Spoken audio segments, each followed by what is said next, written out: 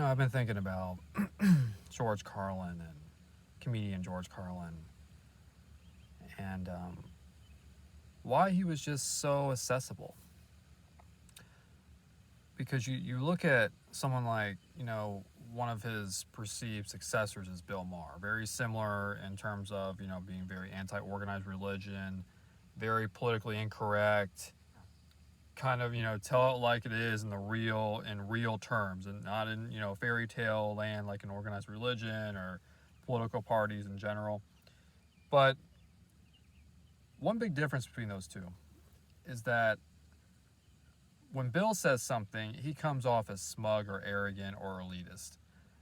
George Carlin sounds like someone from working class, a man of the people, and just like he one time during his set, he said, here's a list of people that ought to be killed, and the audience just went wild, went just cheering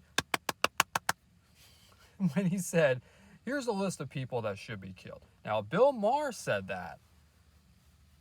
People might think he, might be a little turned off by that because he just has a delivery in a way that's like more smuggish, and but George Carlin says it, and people just laugh and cheer and think it's hilarious, and he lists all these people, these whatever, doesn't matter, but that he feels that should be killed, like people like parents that have the honor roll, say, oh, my kid's on the honor roll sticker, and those fucking morons, for example. And yeah, and that's the thing with George Carlin. He was someone that he just spoke the truth as he saw it.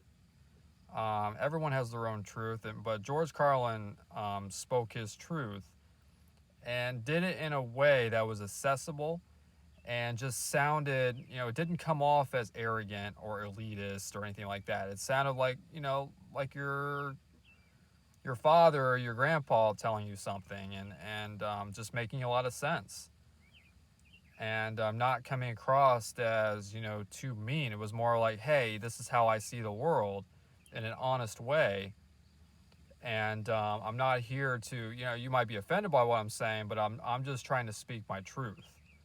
I'm not trying to hurt you. I'm just trying to say what I actually feel, what I think, how this world really works. Like, obviously organized religion was a big one. And obviously he didn't believe in any type of God or any, at one point he said he worshiped the sun. Didn't, he didn't pray to the sun. He just worshiped the sun. And so he wasn't trying to demean anybody that, where Bill Maher can kind of come across as, kind of being mean-spirited. George Carlin just seemed like, okay, that makes a lot of sense, what he's trying to say. And I think that accessibility is really important, especially when someone is talking about things and believing things that are not like more the mainstream, especially when it comes to religion, politics, whatever. I think the accessibility and the good faith argument that they're making is very, very important.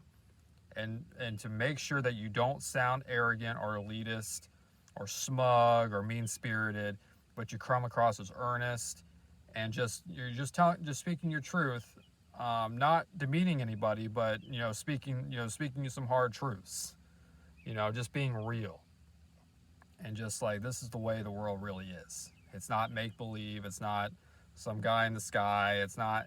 There's no grand plan. It's just this, and we need to accept that. You can accept it if you're not, but it doesn't really matter because that's the way it is. And I think that's one of his gifts that he had. Obviously, he's a very, very talented performer, great talent. But just that accessibility and just that, the man of the earth persona that he had, it was very, very important and very accessible, and why people still, even to this day, he was trending after the, the leak of the abortion ruling that's impending for June. Why he was trending and not on any other comedian. He's been dead since 2008. It's because of that. He just makes a lot of sense, and he's very accessible. And that's a very underrated aspect that people need to learn more of. How to do that. If you want to persuade people, if you want to be influential, to be accessible. To be accessible. And that's very, very important.